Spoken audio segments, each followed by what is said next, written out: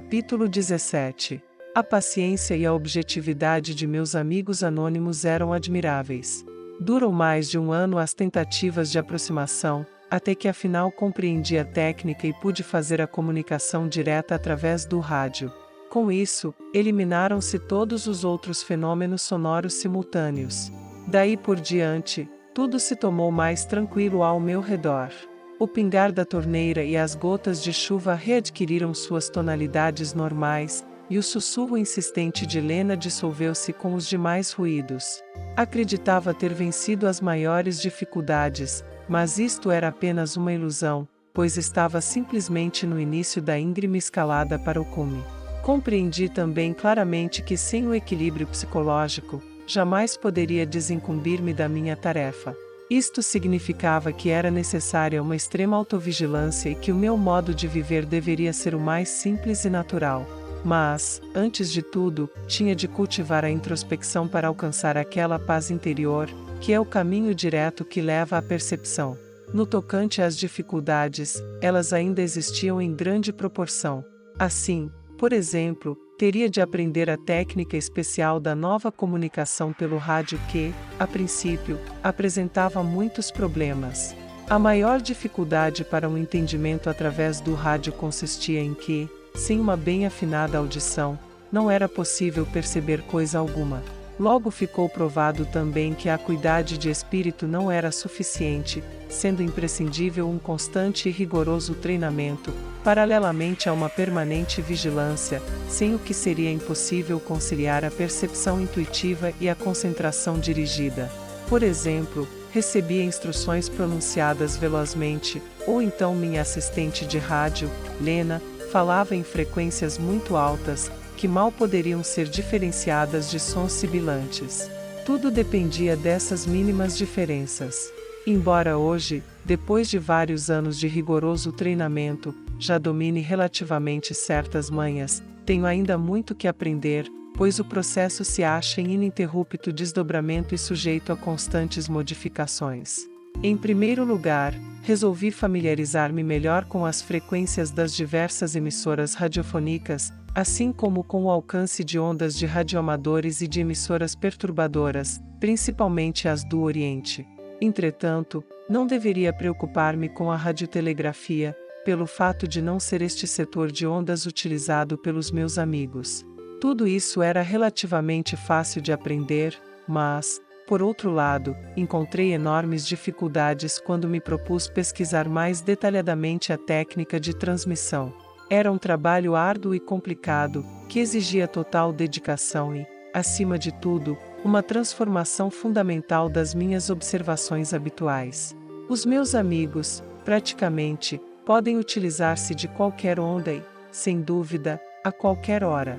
Apesar disso, evitavam as ondas curtas e determinadas horas como, por exemplo, quando era irradiado o noticiário do dia. Nos momentos de forte luz solar ou por ocasião da aurora boreal, as irradiações geralmente cessavam. Durante as trovoadas ou melhor, antes de uma trovoada, interrompiam-se todas as transmissões. Depois das 2 horas, raramente havia comunicações, nem mesmo na época em que estava escrevendo este livro. Entretanto, sempre que eu ligava o rádio após o trabalho diário, o que acontecia habitualmente, uma voz cantante me desejava cordialmente boa noite. Mas, nestes casos, nada mais era possível conseguir. A radiodifusora dos mortos silenciava e nem o cochicho de Lena interferia nas outras ondas. Muitas vezes estive prestes a perder a paciência, pois o trabalho me parecia insuperável e desesperador. Como sempre, perdurava o meu amor à arte, e eu perguntava a mim mesmo, com o coração oprimido, se teria sido justo abandonar a pintura, atividade criadora a que antes dedicara toda a minha vida.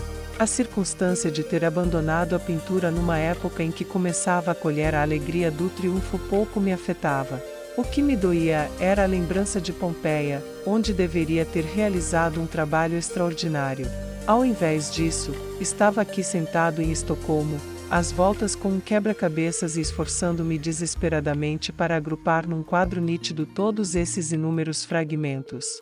Não obstante, jamais um assunto me impressionara e prendera tão profundamente como esses contatos místicos, que literalmente pairavam no ar sob a luz tranquila da razão pura e simples. O todo se afigurava uma lenda fantástica impregnada de excentricidade. Mas as lendas e castelos no ar nada significam diante da dura realidade. A razão e o bom senso exigem, e acertadamente, fatos, coisas palpáveis, mensuráveis, que possam ser captados por nossos sentidos e devidamente analisados. Uma pedra, uma gota d'água, um átomo invisível e também uma fórmula matemática abstrata são assimiláveis pelo espírito humano, por mais complexos que sejam. A razão é nossa norma e também o limite que não deve ser ultrapassado.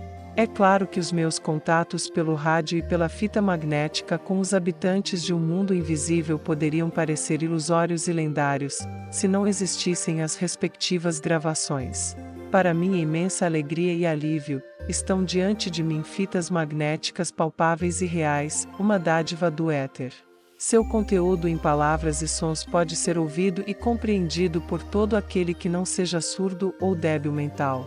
Apesar de todas as enormes dificuldades e obstáculos, sentia uma serena gratidão e tudo isto me parecia uma graça divina, pois nessas fitas encerrava-se o milagre, a prova incontestável da realidade de um mundo e de um plano de existência extraterrenos. O todo manifestava-se de modo novo e original, indo muito além, em sua importância, de todos os meus desejos pessoais e expectativas. As ocorrências repetiam-se diariamente, aos poucos, iam esboçando contornos mais nítidos, que revelavam a força explosiva da pura verdade baseada em fatos. Era a verdade, a realidade que, provavelmente, se destinavam a rasgar em mil farrapos o véu do mundo invisível e transpor harmoniosamente o abismo entre o aqui e o além. Logo, não se tratava, absolutamente, de meras sensações. O que importava, única e exclusivamente, era o fato de que me fora confiada a grande e difícil missão de incentivar a construção da ponte entre o aqui e o além. Se eu demonstrasse estar à altura dessa missão, então seria solucionado o enigma da vida e da morte humanas por meio fisiotécnico. Eis as razões por que não poderia haver nenhum recuo para mim, apesar de todos os quadros que não pintei e das escavações perdidas em Pompeia, apesar de todas as dificuldades e possíveis golpes.